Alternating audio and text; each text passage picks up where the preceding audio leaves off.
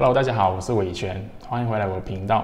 那今天这个视频呢，跟我以往的内容有一点不一样，因为呢，我就看到在 YouTube 上面有一个视频呢，是谈风水都是骗人的，有钱人为什么却都相信风水？那这个视频是来自这个马来西亚的 YouTube 频道，叫做 BBK Network。那我之前都是有在看他们的视频我觉得他们内容都做到蛮不错的。OK， 那有一期他们的内容格式呢是一个叫不同温层。OK， 他们就是邀请了两派对立观点的人群我们一起来讨论，还有分享他们对某一个事情或者对某一个观点的一个立场。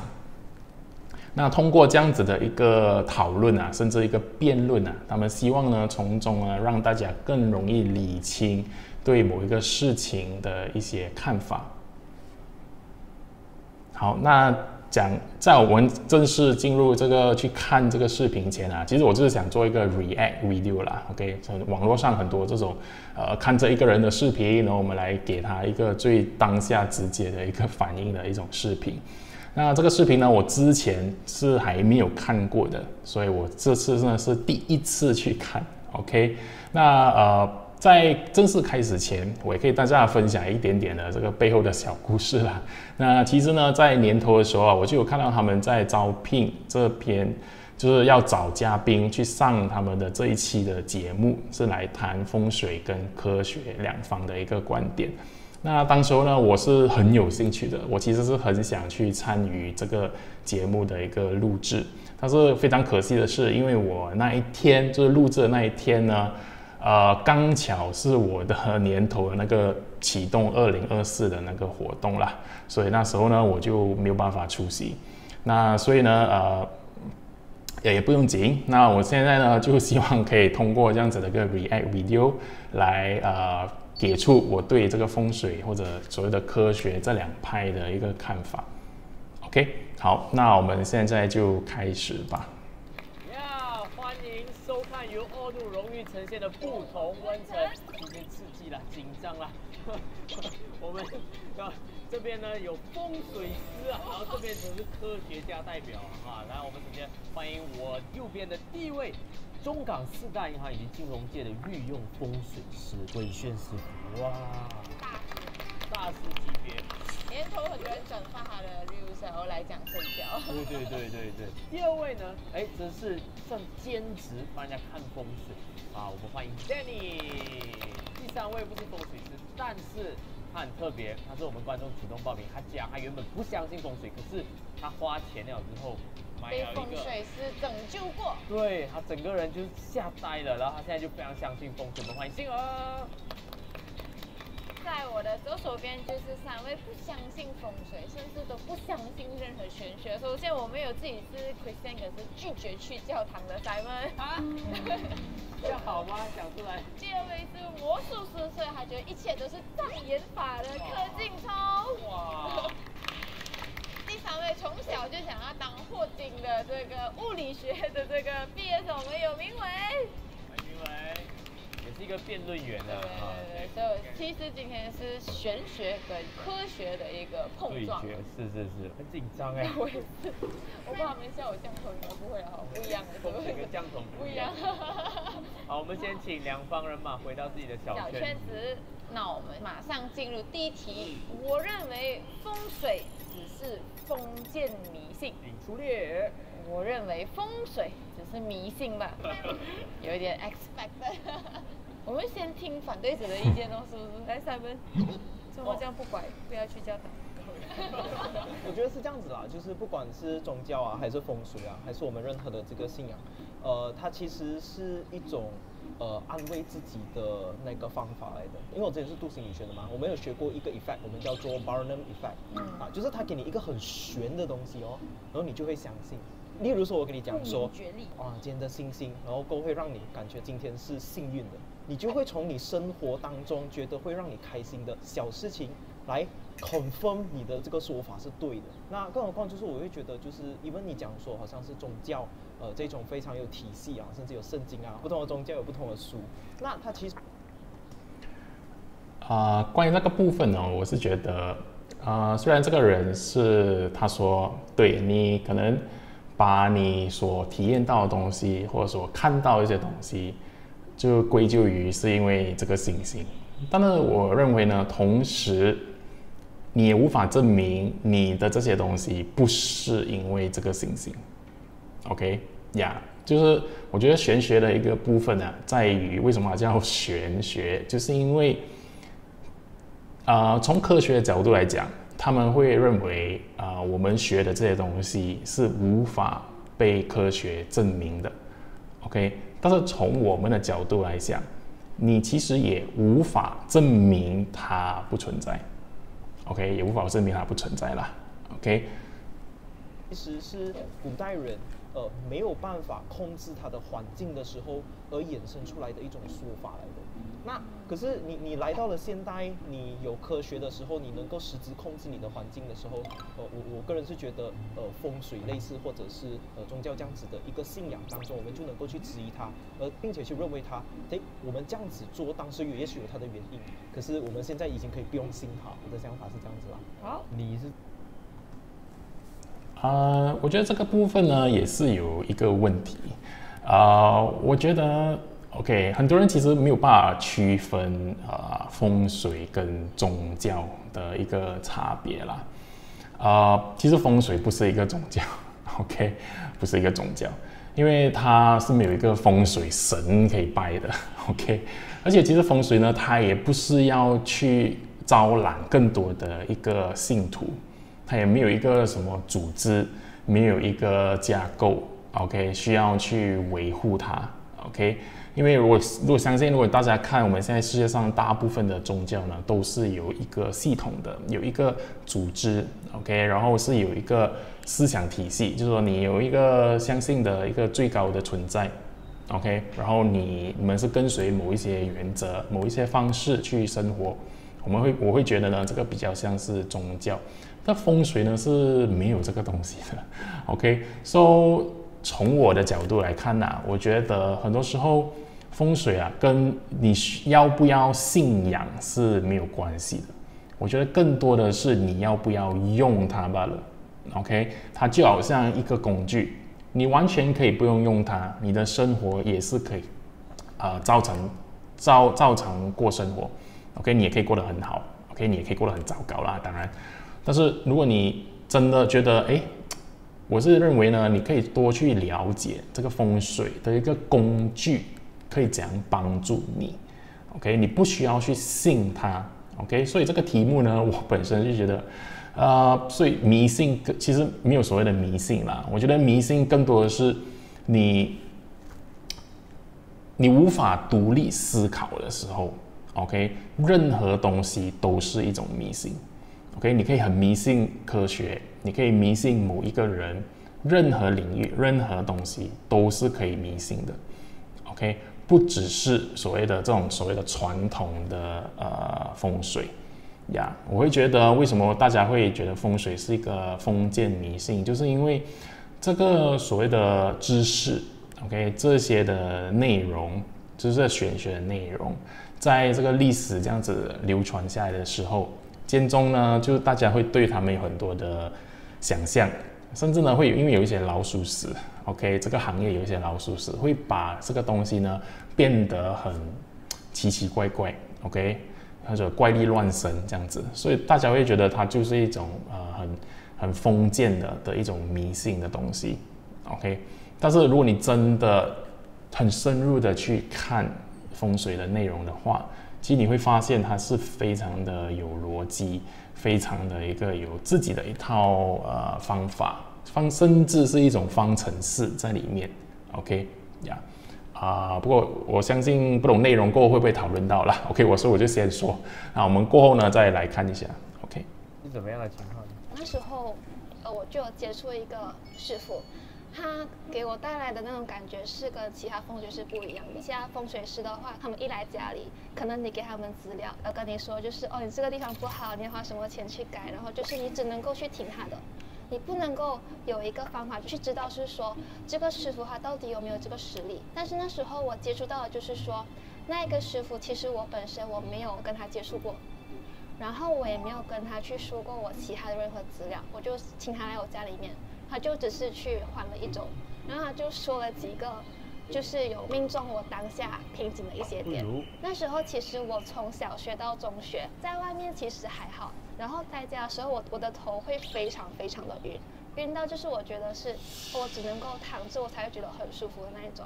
那时候我也是有想过是不是我的身体有问题，但是就很奇怪的是，如果我的身体真的是有问题的话，那为什么我在外面不会有这个情况？这个部分呢，首先当然第一个，他说那个风水师来到他家看了看，然后他就可以推算出这个人的一个状态。在风水里面，的确有这样子的一个方法啦。OK， 就是说你大概可以看那个家的一个格局或者他的一些情况，然后我们可以推论出这个人可能会有一些问题或者一个状态。但是这个对我来说啊，其实没有太大意义了。OK， 非常不好意思啊。OK， 这个因为我个人认为啦 ，OK， 我不是要做神机妙算。OK， 我觉得风水只是来帮我们解决问题。So， 我很多时候呢，我去帮人家看风水，或者甚至在做咨询的时候，我都不会去做一个猜测，我都不会去做一个好像神机妙算这样子。我更常做的是问问题 ，OK， 因为我相信每个人，就算因为我不是要去 impress 他，我不是要让他感觉我很厉害 ，OK， 我是来帮他解决问题的，通过风水的方式。所以呢，我会先从了解他的背景，了解他的情况 ，OK， 然后从那边呢来着手解决这个问题。OK， 然后这个小姐第二个问题呢，她是说，她会有很多一些很不知名的、没有理由的一些身体状态，导致她也不懂，她去找，可能也有去看医生，她也不知道是什么情况。那对，是的，有些时候如果你有一些问题 ，OK， 一些身体上的问题或者一些精神上的问题，你去看了医生，你去找了专业人士给了建议过后，你还是找不到那个原因。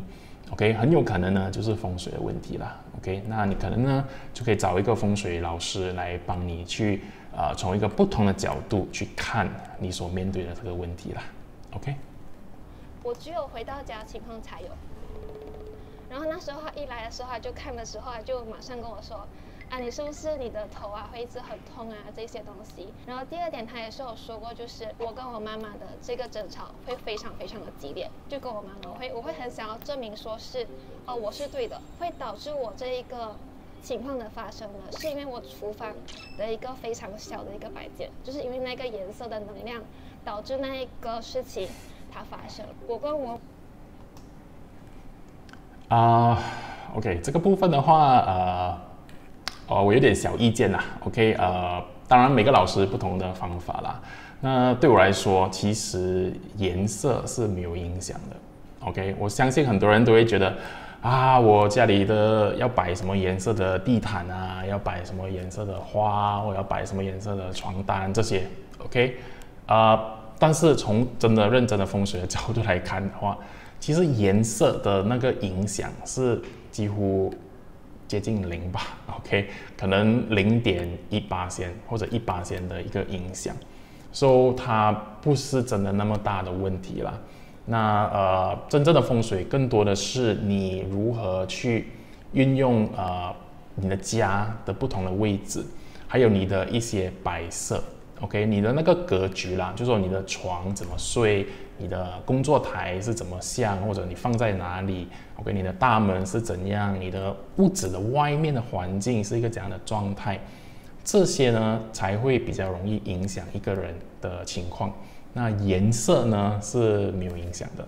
OK， 我可能举一个简单的例子啦。OK， 那可能好像如果有一些人是说我这个地方应该要放水。OK， 那如果他说那我没有办法放水，我可以放一个蓝色的东西，可以吗？那我想问的是，其实水是蓝色的吗 ？OK， 其实不是啊。OK， 水是透明的。Yeah，so 而且在我们的五行里面，其实水的元素啊，它代表的颜色其实是黑色 ，OK， 不是蓝色。那要怎么说呢？OK， 所以你要放黑色吗？所以其实颜色的看个人喜好啦。OK， 如果你觉得你放了你的家的感觉你舒服 ，OK， 这样可以去放 ，OK。但是它比较多是一个室内设计的一个考量，跟风水其实没有太大的关系啦。OK。But anyway， 这个也是我个人的看法，我不是要冒犯任何的老师 ，OK， 我也不是要冒犯这个小姐 ，OK。那如果那个老师真的因为这个东西帮你解决了你头痛或者争吵的问题的话，当然非常好 ，OK， 非常好。但是如果是我的话，我是没有这样子的一个方法的啦 ，OK。我母亲争执的一个情况呢，就真的是马上少了很多。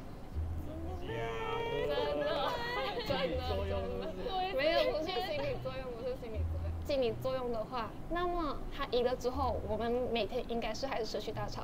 那为什么是偏偏在那一个时候就不吵了？还有什么其他的？你的头痛什么？头痛啊也好了吗？头痛就好了的。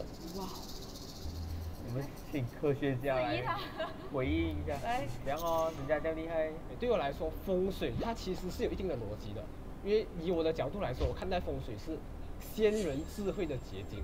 它是说我们以前的人的生活方式，它总结规律说，比方说我们的家具要这样子摆，我们的这个采光、通风什么，只要这些东西做得好，屋子住得舒服，生活就比较舒心。那为什么我现在会觉得它是一个封建迷信呢？首先有2点，第一就是以前的风水的设计是根据以前的人的生活习惯去设计的，但是现在我们的生活方式其实已经改变了，以前的生活方式其实不符合现在的生活方式。如果还盲目的去相信以前的人的生活方式的去做这些摆放，它可能就会变成是一种封建迷信。OK， 第二个原因是算是东方是对的，他说的是对的。所以其实他要我觉得这位先生说的有一个点啊，其实风水也是会进步的。OK， 所以其实我们在学这些风水的时候，我们很多时候也会把它跟我们现代生活做一个连接。OK， 我们也是会随着时代的改变而去改变这个用风水的一个方式，它背后的原理是一样的 ，OK， 它的一个根基是一样的，但是我们在所谓的 application， 就是实际操作的时候，当然我们要随着时间改变啊 ，OK， 当然我们不是说我们要回到古代人的生活，然后要穿古代的衣服 ，OK， 还要建古代的一种房子的方式。OK， 我相信大家都知道，我们现在都已经很多房子都是住在高楼 ，OK， 都是 apartment 这样子。但是我们还是可以用风水利用在这种的高楼上。那古代是没有高楼的 ，OK， 但是我们还是可以用。所以我们可以看到，我们也是有跟着时代的一个改变，去改变用风水的这个方式。无性教育影响下，我觉得它会变成是一个封建迷信。长辈教后辈一个东西的时候，是不会跟你讲为什么的，他只会跟你讲你做就对了，不要问我为什么。在一代传一代的过程中，每一代会增加一点点阿基多摩豆在里面，它就会慢慢跑位。现在你学的风水可能跟你以前200年前、3000年前学的东西是不一样的，甚至结合当地的信仰就会越来越偏。甚至有些东西是已经风水玄学是建立在谐音梗上面的，蝙蝠飞进家里，我们会说福临门是一个好兆头。但是现在蝙蝠飞进家里，你不会讲福临门的，你就会讲COVID来了，要死了。那个不是家里吧？那个是飞进嘴里吧？也许以前是真的有这个逻辑的，但它慢慢在这个过程中，它已经变成一个封建迷信了，因为你不知道它背后的原因是什么，你就是相信罢了。然后你可能东西已经不 work 了，但你还是继续相信，这是我的看法。好。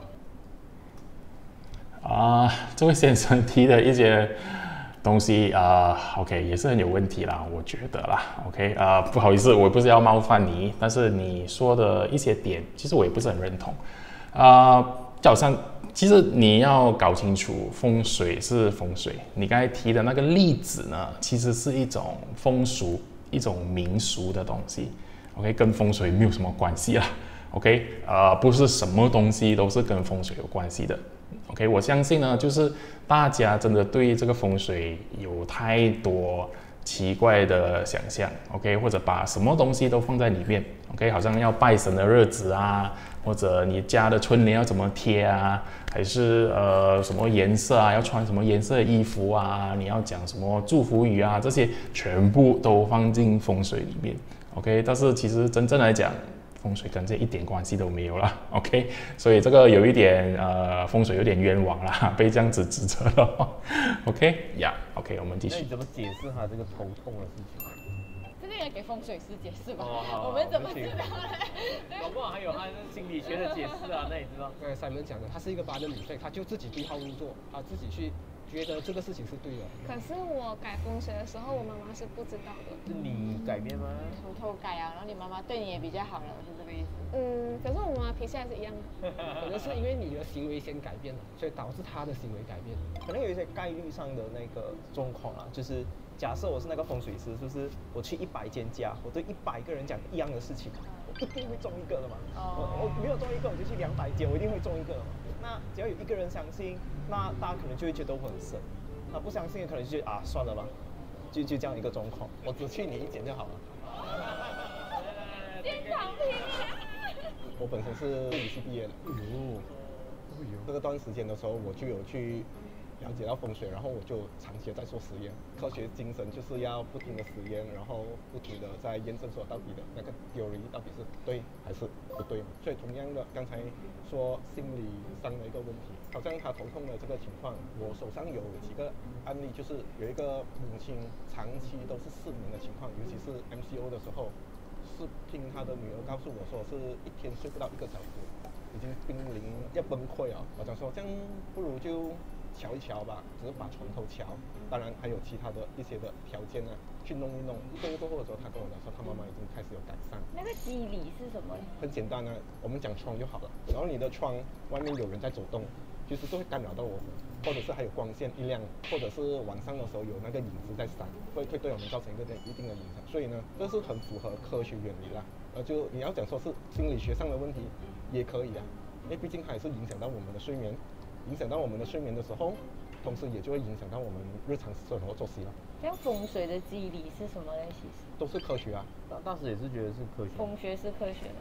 它其实这样的，我们很难说我们要去争论它是科学还是封建啊。你有数据，它就是科学；没有数据呢，就是迷信。有一些人会问我们，我买一个 condo， 我要住在20层、21层、23层、24层，到底是哪一层好？是，然后有一些数字学，他就会说，应该是23层会好，23啊。假如是广东人以上嘛，就是容易生嘛。但是真正在古代啊，根本就没有这个学问。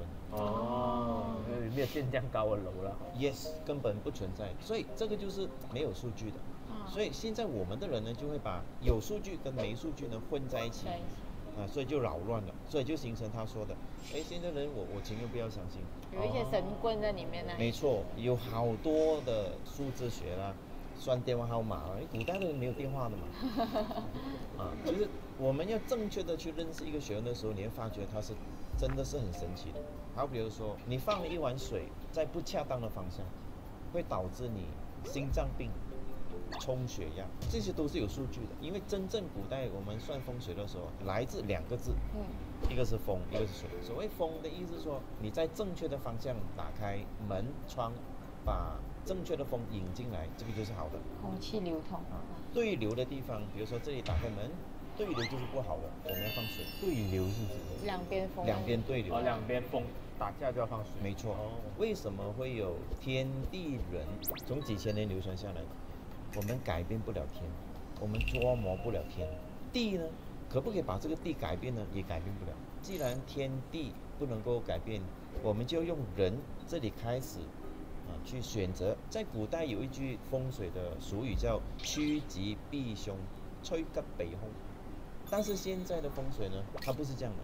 现在风水是迷信嘛，打广告嘛，讲自己嘛，叫 yes 嘛。现在的风水是趋吉挡凶。差别是什么？差别很大。所谓趋吉避凶啊，第一个就是避凶。比如说，我知道这里淹水了，我就不住在这个地方。我搬到去好的地方，在好的地方呢，增加我自己的所谓的磁场啊等等。但是现在人呢，你搬去隔壁有电线，隔壁有电视塔，有 power station， 然后我们才请风水师回来。请了风水师回来呢，这个叫挡凶了，你避不了了嘛。这个时候呢就开始迷信了，因为他要得到安慰嘛。你不能够说你一个风水师来到，我没有办法解决，他一定要 present 他很有能力嘛。所以他告诉你，这里要放一个水晶挡住它，这里要放个葫芦把那个电吸回来。你也想象它是不可能会发生的嘛。但是我们中国人有风俗的这个盲点，这个我比较贴切一点啊。比如说我们去开业，我们就是剪彩放鞭炮，但是中国现在还有一些地方呢，他要拿一头羊出来杀掉它的。哦，我们现在已经把宗教、风水把它混在一起了。宗教是宗教，风水是风水，对，风俗是风俗。它是分开的，我们只要把这3个东西分开，你就大概了解哦，风水它有很专的。如果我问你风水是什么，你会？哇，这里的内容呢就很多不过基本上呢，这个伟轩老师讲的，我都是非常认同的。其实都是非常认同。我觉得现代的人呢，真的把很多不同的东西呢都并在一起了。都把它变成所谓的风水，那它当然里面也提出了一些问题啦，就是说我们在这个行业，其实有很多人呢，就是他们为了要赚钱嘛 ，OK， so 他们就搞很多有的没的，来找东西来卖给你啦 ，OK，so 因为风水是这样子，它到最后呢，它还是一个你要选到对的一个地方 ，OK， 然后你的家的这个构造，就是我刚才说的，可能门的一个方向或者一个位置 ，OK， 是有气流通的 ，OK， 这些呢，如果你在买了房子过后，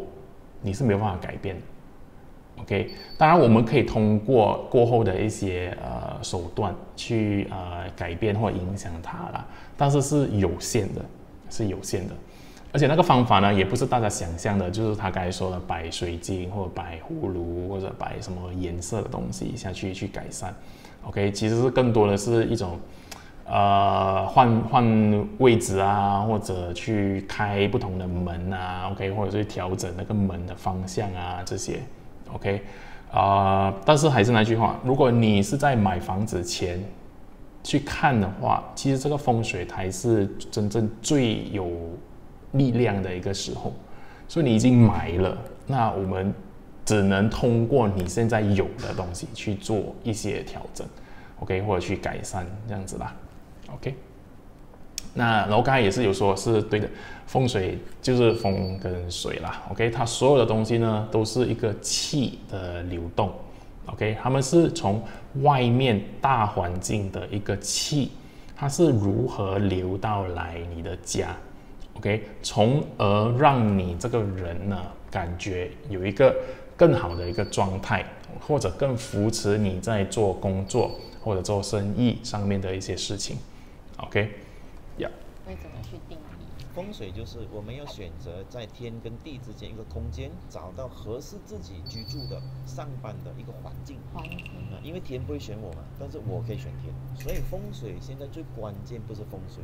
其实是在人，刚才也说到了一个很不错的一个点啊，就是说宗教它是从一个迷信到科学的之间，其实某种道理来说也是对的。为什么？因为在中国有一个宗教叫拜火教，那个时候在雪山没有火，很冷，那突然间呢，那2个人拿石头来丢啊，啪，擦出了火花，所以他就以为这个是神，所以他就拿来拜。但是现在的人呢，他可以把这个石头放在家里，当做他是神。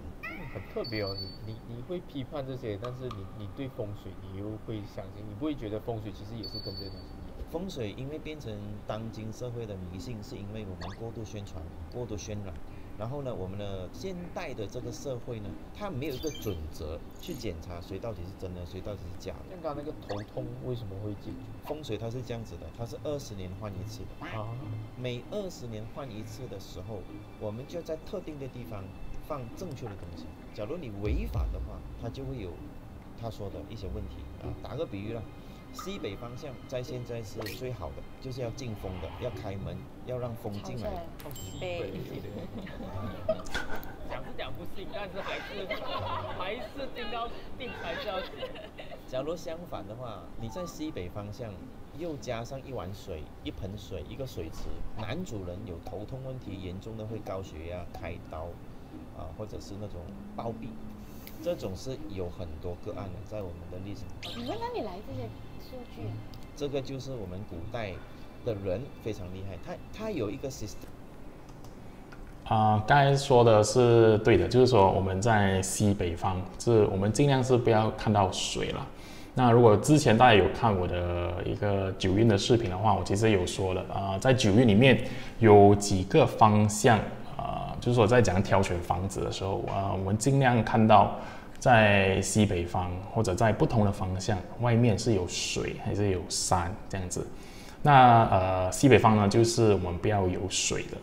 OK， 是其中一个方向啦。OK， 那他说的，如果是在家你放一碗水或者什么的话，它的效力当然没有这么像好像你外面有一个游泳池或者一个很大的湖的影响这么大。OK， 不过它还是有稍微的一些影响。当然要看你那个碗有多大啦。OK， 那个碗越大 ，OK， 那个水的体积越大的话，当然那个影响就会越大啦。OK， 告诉我们怎么去测算这个东西。但是这个算得到不是宗教那种这样子feeling something， 就是那种不是那种案例的累积吗？案例累积，因为我们已经统计完所有的生肖的人大概的 attitude， 就是人你要改变自己这一个机会而已，不是求神，也不是拜地，不是，而是改变自己的性格，命运一改，整个命运就改变。我觉得两位大师对，这也是我时常我的这个频道不断的在强调的一个东西。OK， 我们的学玄学，我们不是要来预测 ，OK， 我们也不是说来看自己会发达还是不会发达 ，OK。那我相信大家如果之前有听过，我不知道有分享过嘛，就是其实我们有3个概念：天、地、人。天呢是已经生下来就是这样子的 ，OK， 我们没有办法改变的。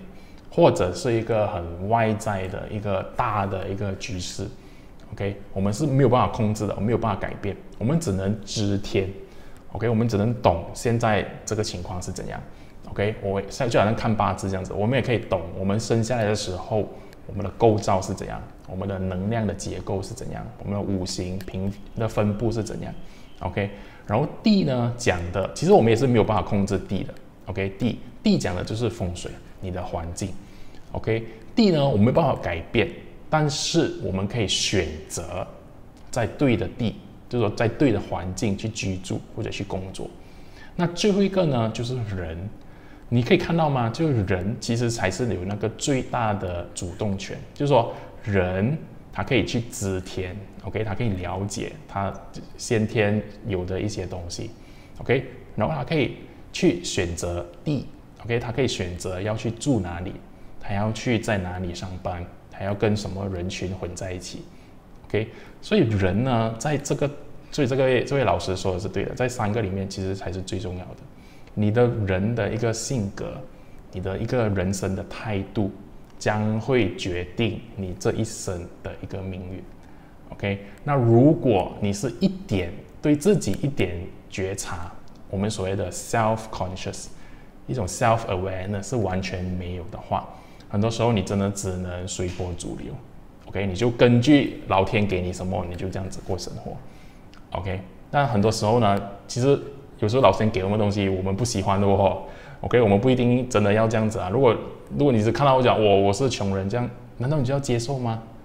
你就说我注定就是穷人这样子？当然不是啊 ，OK。所以你可以看到，其实玄学，很多人会觉得玄学是很命定论的，但是当你真的认真的去了解的时候，反而其实玄学是更主动的 ，OK， 它是更主宰着你的人生的一个方式 ，OK， 它并不是所谓的很命定的一个工具 ，OK。刚刚讲的一个东西是我不是很明白，当今很多的风水师其实都是在用一种很迷信的、比较不科学的方式去做。那如果我们要给观众一个概念，我觉得我们应该要告诉他。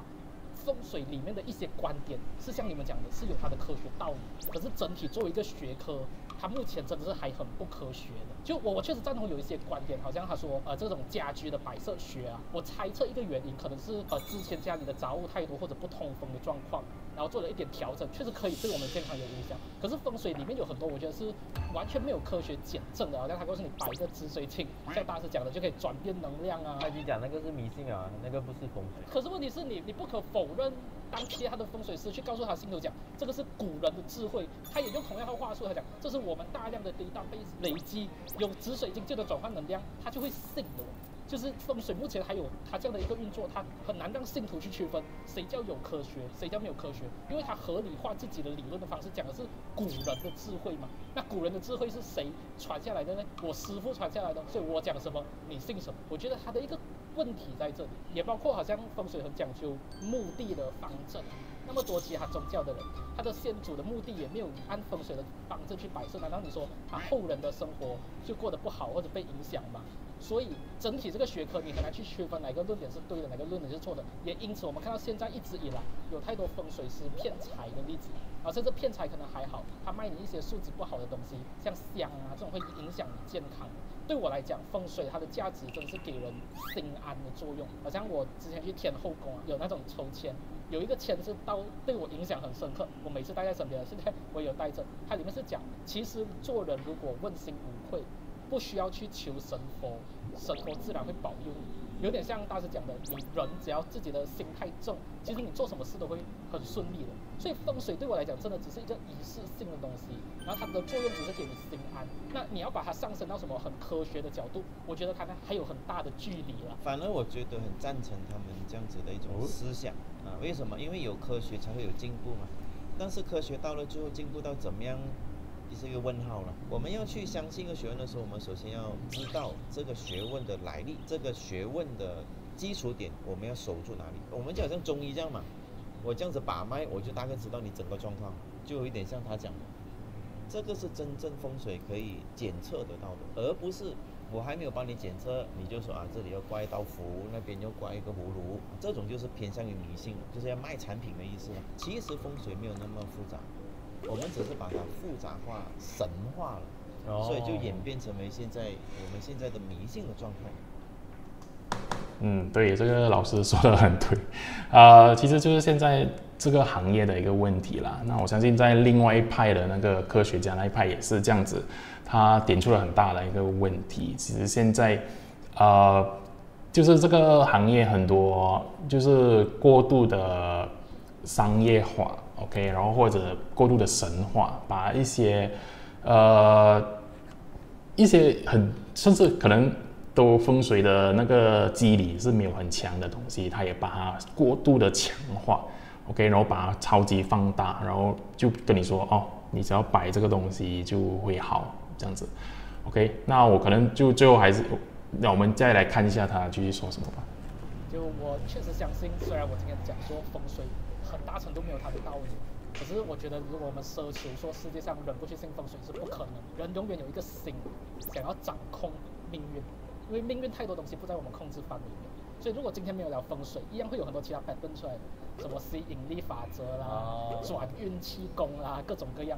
如果这些一切都是给我们心安，那重要的地方就是一定要给大家一个观念，就是这个风水的工具是没有必然性的，你不可以说盲目的认定风水师讲什么你就跟什么，你要用自己的理性去判断到底他讲的make不 make sense。我觉得这个才是重要的地方，有点像我们华人迎财神啊，我们大家就算不信财神，我们也会去做一点这样的仪式，感觉说新年有一个仪式感，那么反正做一做搞不好真的是让我发财呢。可是如果一个人真的是开始相信说我只要赢了财神我就必然发财，或者我错了风水我命运一定顺这个就是很危险的地方，因为这也是为什么我们不可以把风水当成科学。我觉得在这里，因为你说它是科学的，那它讲的就是你一定要跟从的了，那我觉得这就是一个很危险的地方。有人讲，我觉得科学不科学的这个说法啦，其实是这样子，风水我也会觉得是一个很科学的一个东西。为什么啊？因为如果你真的深入的去学的话 ，OK， 你会发现它都是有一套的系统 ，OK， 它已经制成一套的方法在里面 OK， 然后为什么会有这样子的一个方法？其实就是通过我们的这些古人，他们在观察这个环境过后，他们做出的一个总结。OK， 这些东西其实都不是我们创造的，不是我们去观察到的。我们现在所有的风水师啦 ，OK， 都是在学古人的东西 ，OK， 都是以前的人总结下来的一个经验的一个东西 ，OK。那你可以讲它就像一个数据这样子。So， 为什么古人会说哦，你在这个地方如果有水的话就会不好，或者这个地方有山的话就会好。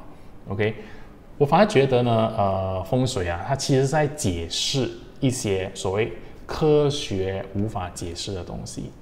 OK， 就是说可能，而且我是这样子认为的啦。我们这个世界，我们整个宇宙。我们不是只有所谓可以被科学证明的一个世界 ，OK？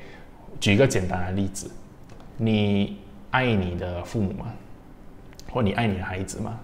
或者你爱你的另外一半吗？这个爱到底是什么呢？其实 ，OK？ 你可以在你的身体的哪个部位检测出来吗？OK， 如果你说我今天我不要再爱这个人了，你有办法去医院说医生，请把我这个爱切除下来吗？其实没有。OK， 其实是没有。所以爱到底是什么 ？OK， 它只是一个能量，它是一个你在整个人的一个感受，所以感受只是一个能量。OK， 那我们会觉得没有爱吗？不会啊 ，OK， 我们这个，因为我没有办法证明它实际存在我身体的哪个部分，难道我们就可以说它不存在吗？其实没有啊 ，OK， 所以其实这个问题你要证明科学不科学，其实我觉得这个争论有一点没有太大的必要 ，OK， 因为风水在解释的只是一个我们实际看到的环境。OK， 我们实际就是说，可能这个家用了多少的砖头，用了多少的泥土，用了多少的地砖去做的一回事。那风水来讲的是一个气，它是一个能量，是一个无形的能量。你可以想象它就好像一个空气这样子。OK， 你抓不住也去，但是你可以感受到它的一个影响，就好像爱这样子。或者你说，你看我们现在站在地球，我们的地心引力。OK， 你可以感受到它的一个存在，呀 ，OK， 当然科学派就跟你讲哦，因为地心引力我们可以用一些仪器、一些什么东西去检测到它 ，OK， 但如果未来如果有办法可以检测到所谓的气呢 ，OK， 那很有可能这个所以这我们接下来看继续。讲说科学的尽头其实是神学。爱因斯坦最后嘛是信上帝啊，那量子力学研究到最后充满不确定性。那凭什么就是要拿科学来作为这个世界的标准？用科学的逻辑来验就不对啊。它可能只是还没有罢了。就像我们科学一直在不停的进步，有些东西我们还没有去学到这个，还没有去发现到这个背后的逻辑的时候，我们就开始用玄学去包装。然后在进一步的时候就发现，哎，这个东西其实也是科学，但这样子它在进一步的时候就会被玄学包装，所以它只是一个进步的过程罢了。我也补充一点啦，就我个人最相信的一套理论，它是说零能量宇宙，就是这个世界其实没有特定的能量，也不存在的，它单纯就是有正能量和负能量的平衡，听起来就很玄学嘛。我是这样觉得，玄理论啊，听起来就很玄嘛。但重点是你这一套理论不像说我们目前大家用的玄学它的作用其实是指引你怎么去生活，但科学它只可以告诉你这个世界怎么运作和为什么出现。但你转过来，对你想要说我的人接下来要怎么活的时候，这个就可能是要进入哲学的领域，或者甚至是社会学的领域。你不可以奢望科学就是万能的。你说科学是不是有它没办法回应的事情、解释的事情？是。但你说它的尽头必然就是神学，我觉得这个又是不可以说是必然的一个结论。可是我其实想要问风水师的是，你们讲是古人的智慧嘛，尤其很多是中国的天跟地嘛，那跟马来西亚很明显是天都不一样的天，地也不一样的地啊。对啊，这样为什么那边的智慧会适用于现代？它是适用于全世界的。就好比如说我们讲中国有4季春夏秋冬，马来西亚现在我们在也是走到冬季的时候，你在这个时候吃西瓜，你也很容易拉肚子。但是我们这里没有冬天，春夏秋冬其实是身体的一个转换。那你本人会相信那种高神啊、算卦、命运啊？宗教啊，它是要很高的级别，我们才可以认知到什么叫宗教。现在我们认知的宗教啊，都只是随从者、粉丝。然后比如说，因为我是佛教徒，大家要做好事去放生。你没有吃素，初一15都是很普通的，都是跟随型的。但是佛教创办到现在哦，佛陀他根本没有强迫我们一定要吃素，但是他告诉我们吃素的好处，大家就误以为一定要吃素。年代的相传，你除非是对一个学问很 deep 去研究它，你就知道它的力量在哪里。纯粹是从表面上来看的话，我们不能够那么轻易的去 judge 一个学问对还是错。首先你要走进去，任何宗教都一样。OK， 可以吗？满意吗？等一下下一集还有。好，我们进下一题了哈。然后我们先请6位回到小圈子。老板，你看，这个是上个月我用O2办公室做的网站啊，帮助我们这个的。对。他不用，所以老板们赶快点击一下链接开始使用吧。好，那我们再次感谢O2。这一题感觉就不太一样，对，它不是完全你个人相不相信，而是如果你的妈妈非常相信，然后她要花10,000块来请人来看风水啊，你应该去阻止吗？请出列。我去那边。这太少了，太贵了，全部都要过去啊！叫你们做，哇哦，3000可能是顶线的。哇，居然所有人都觉得要阻止，为什么？我其实很想问你第一件事情，因为他讲妈妈找个人就不应该，我自己看就可以了，是这样。我们有很多这样子的经验了，因为真正看风水的是，你还没有搬进去一个房子，你就要先看，我们叫趋吉避凶嘛。但是很多人遇到了问题，比如说家庭不好啦，夫妻吵架啦，孩子不听话啦，他想到没有办法好想的时候呢，他就一定要想最后的一次方法，可能要请风水师回来。这个时候通常这个人的 vibes 啊，他一定会招射到一些骗他的人。那个时候 vibe 就不好了。对，因为你 desperate 的时候，病急就乱投医。风水师不会贸贸然去骗你，但是只有你傻傻整个脸是很不好，找到那个风水师，其实他都不用算，一看你就知道需要骗了。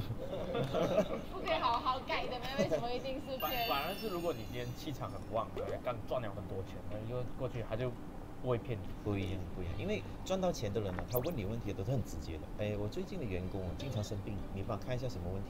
通常这种呢，我们就会去找到底是员工问题啊，还是风水问题，我们也要去分析的。但是像我们突然间因为妈妈来找我们说，妈妈很想要去看风水，要花了那么多钱什么的，我们觉得不对，很特别的角度。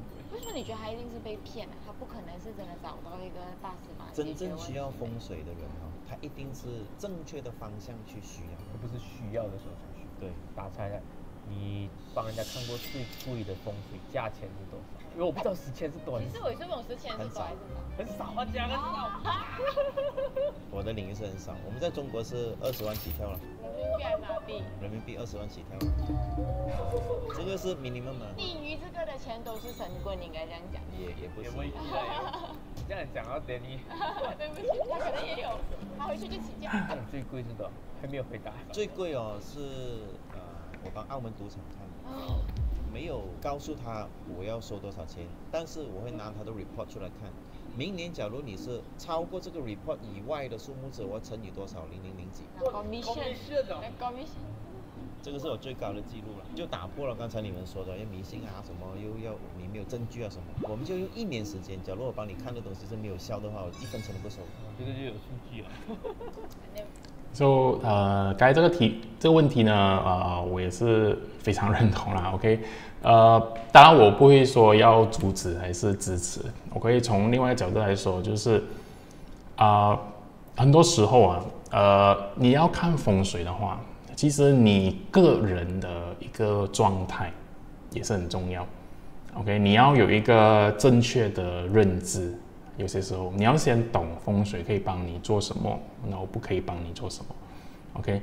然后这位老师也说，对那个人的一个状态、一个磁场，将会决定就是你花这个钱到底有没有效 ？OK， 甚至呢，如果你能量是很低的，你的磁场是很低的，你也很容易因为你很急嘛，你要找到最快可以解决问题的一个人。所以很多时候呢，有一些比较骗财的一些人呢，他们就会来跟你说，哦，我可以帮你解决这个问题。OK，so 我觉得最重要的还是回到你有没有一个很好的一个觉察，对你自己的一个认知，对你一个状态的一个掌握。OK， 那对我来说啊，不一定就是说你那个人真的很急迫、很 desperate 的时候，就不应该去找风水。OK， 因为我看了有一些例子，也是如果对方真的是已经痛到某一个点了 ，OK。有些时候呢，你真的去帮他，给他一些建议，或者给他做一些调整，在风水上，他真的会有一个很大的一个转变。OK， 所以你看到吗？所以那个人的因素到最后还是很重要的。OK， 还是很重要。你们不是讲有心理安慰的吗？4000 OK 吗？可是1000的心理安慰也太贵了吧？少啊，在我们行业很少。可是我觉得有一个问题是如果这个10,000块可以拿去给你接受治疗，跟这10,000块可以拿来给你去做风水，那我肯定会比较偏向治疗。多少钱你愿意给他去？其实坦白讲，如果对我而言的话，我1分钱都不会给。Why not both 啦 ？OK， 两个一起做。哇，这个不行啊，这个。他跟你讲，我要拜一个神，买一个符水给我50块。No， 为什么？因为你觉得有第一次就会有第二次。对，那讲的就是在社会上可能会有很多的那一种骗子。那如果他愿意去买一个50块，那个风水师也是可以跟你讲说不够多。所以那种天后宫点1块10块的灯，你也不会虚。我觉得有一个区别啦，就是你的心态是什么。如果你的心态是我只想要去玩 ，then fine。如果我是真的是相信这一件事情，它是能够帮我治病的，我觉得 no。如果你玩你 Facebook 这个点我也是要说啦。我相信之前有一个人在我的 YouTube 留言，他是说他的家有人就是相信一个老师，然后因为他已经有癌症了，但是因为他相信老师的东西说要搬家，但是一直不愿意去接受治疗。我会给的答案是 please 不要这样子做。OK， 有什么病 OK， 有你身体有什么状况？第一个我会建议的，一定是要去先看医生。OK， 风水不是医生。OK， 风水不是医生，风水不是医生。OK， 所以如果你有什么病，你有什么情况的话，一定要先看医生，找寻专业人士的帮忙。OK， 你看了 OK， 然后你希望可以通过风水做一个辅助，给一个辅助。因为可能呢，我们可以找你在家里在哪一个位置休息，会对你的这个病情呢有帮助，让你康复更快，这样子 ，OK， 这样当然可以，所以我会说 Why not both， 两个一起，但是首要的呢，当然是要先看专业的人士啦 ，OK。你随便点一个 app， 它也是可以讲你今天有多幸运，抱着心态的去玩的时候，你不会拿它来影响你的生活的其他方面，不会把它当做最后一根稻草来抓着。对。Danny 呢？你也是收超过10,000？不要这样讲哦。就好像刚才伟轩老师讲了，通常到很 desperate 的时候，遇到的都是骗子。这是你们的业内的共识，不是共识应该是数据吧。对，就是那个时候人的气场去到那个阶段的时候呢，他遇到的身边都是坏事。但是有时候是风水师自己被骗也不知道，也可能因为风水师当时候也走着不好的运，摆错时，对吗？伟轩老师，您讲真的风水是自己，而且蛮多的。所以如果是这样的话呢，宁愿这个10,000块呢，我刚才讲不如搬家租一间屋子，好一点的屋子，做一个小小的布局，让身体好了，那个本来的屋子卖掉租出去 whatever。我相信给普遍的人对风水我觉得抱的态度还是真的要谨慎再谨慎再谨慎的，因为目前至少我觉得这个行业可能在马来西亚真的监管太少了。然后很多时候你可能看到一些风水师宣传讲，哇，我看过这个人他的命运，他的健康就是突然变好，或者我看了这个人他就大富大贵，他很多时候甚至可能只是一个幸存者偏差。他看过的那么多的人生病的人，可能看不好的，你不不知道。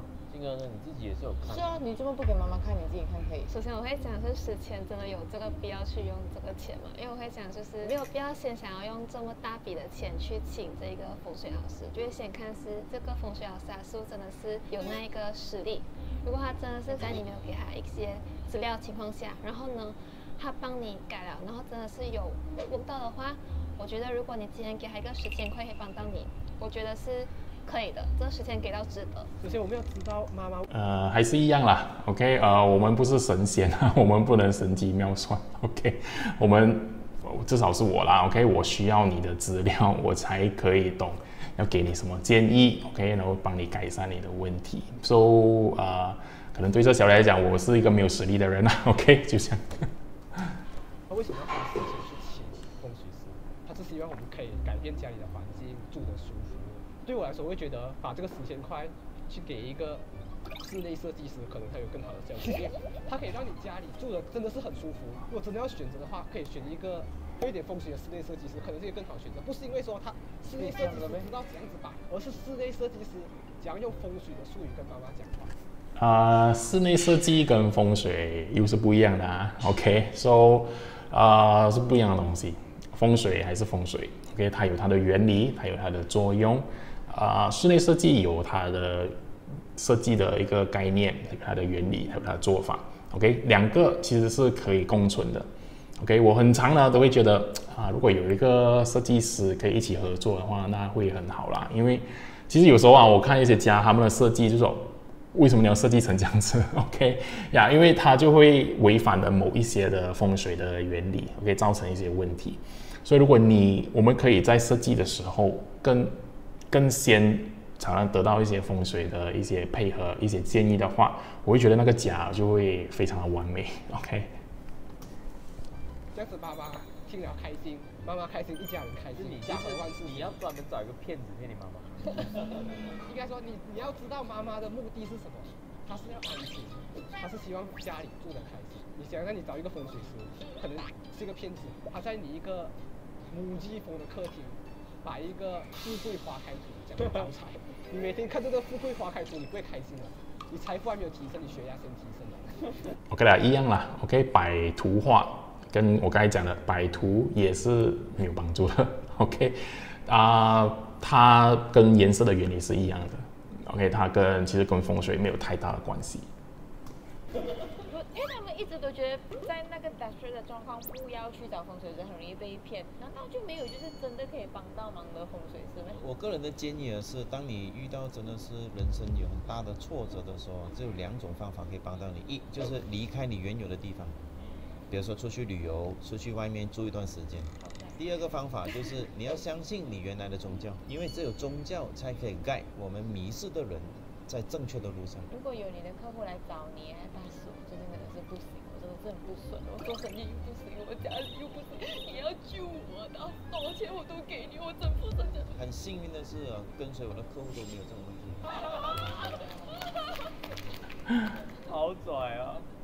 但如果有一个白燕，他介绍他的朋友像这样的来，他是一定要救我的朋友。我不帮他看风水，但是我先看他内心到底发生什么事情。做康生嘞？对，先靠射他。我觉得我刚刚有听他讲一些东西，我感觉到风水是一个很。So 对，也是这样子啦。OK， 所以还是回到人的一个情况去解决问题。所以我们可以通过八字的咨询 ，OK， 或者一些任何的这种玄学的咨询先处理你这个人的状态 ，OK， 你的思维、你的 mindset、你的感受 ，OK， 然后你的整个身体的一个情况，然后当你真的在一个比较向上、能量向上的一个状态的时候，你再去用风水。OK， 那个情况呢，你就会找到比较好的风水老师，或者用到比较对的风水老师一些方式。OK， 当然，如果你在下面的时候 ，OK， 你是在一个往下的一个状态，你要用风水也是可以的。OK， 但是我会建议不要用这么多的钱。OK， 除非你真的很多钱你可以很多钱可以随便花。但是如果你真的是你感觉自己真的是很往下，我们叫 downward spiral 的时候。我觉得你先不要用钱 OK， 你真的去用最简单的一个方式，先拿到这个风水的好处，那是什么呢？其实有一个很简单的方法，就是你们去看那一个流年的飞星，那你就去找今年哪一个位置是比较好的 ，OK， 然后你就去那个位置去做 ，OK。如果大家不懂的话，其实就是东边今年最好的一个位置。如果你是真的处于一个很 downward spiral 的话，这个是往下的一个状态，去你家的一个东边的位置去工作，去休息不是休息，就是说去做你应该做的一些事情。OK， 当然不是去那边摆什么水晶、摆葫芦、摆画、摆什么颜色的东西，不是。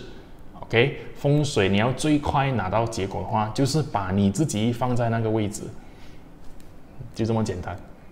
OK， 那今年最好的，因为东边今年是贵人的位置 ，OK， 有一个贵人的位置在那边，所以如果你在那边的话，你先让自己处于一个可以很容易接受帮忙，去帮你提升你整个能量上来先 ，OK。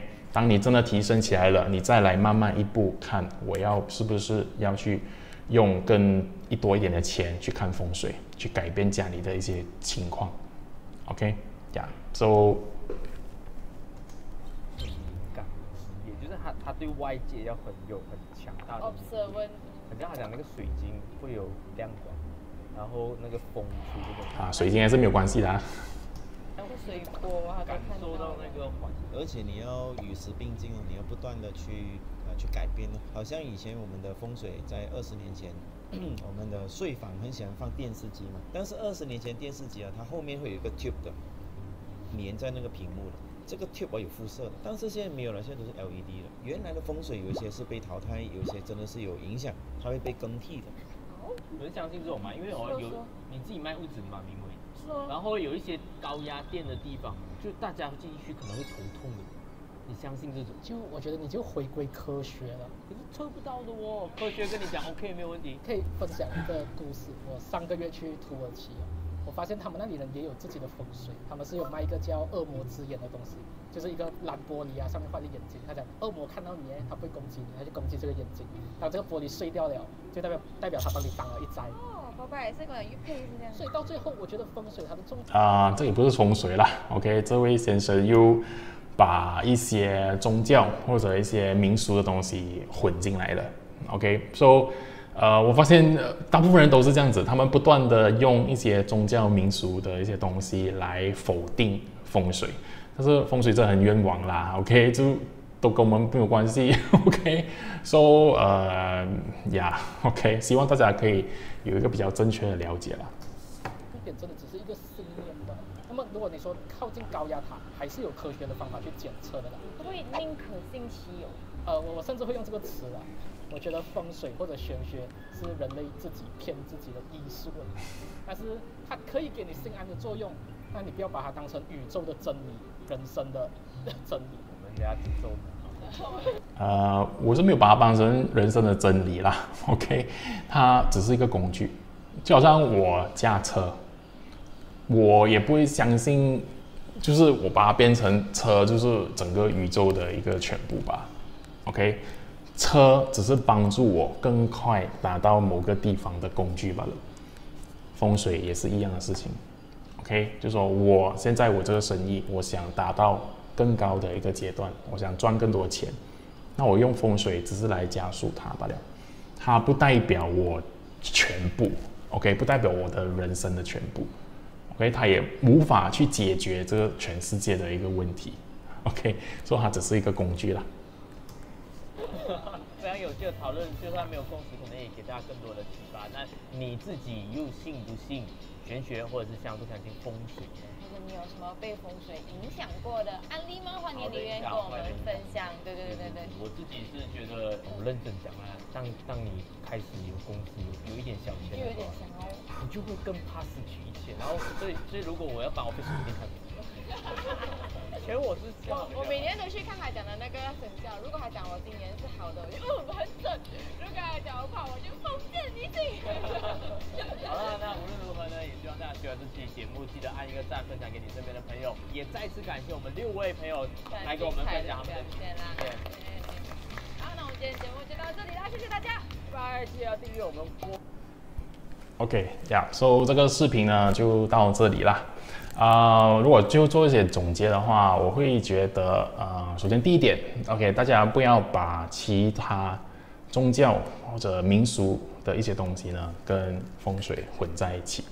那因为现在这个行业呢真的是龙蛇混杂啦 ，OK， 把什么东西都跟风水有关系 ，OK，so 我可以给一点基本的一个概念，就是其实风水讲的 ，OK， 最原始的一个风水啦，它讲的只是一个环境的一个能量，尤其是外面的环境啊 ，OK， 就是外面真实的那个山、那个水、那个地形是如何影响一个人的一个住的那个地方 ，OK。So 以前的人呢，就相信就是说，我们风水就是要怎样让这些气来到我们这里 ，OK， 然后帮助我们提升我们的一个状态，它让我们呢可能工作更好 ，OK， 人缘更好，机会更多，这样子 ，OK， 它其实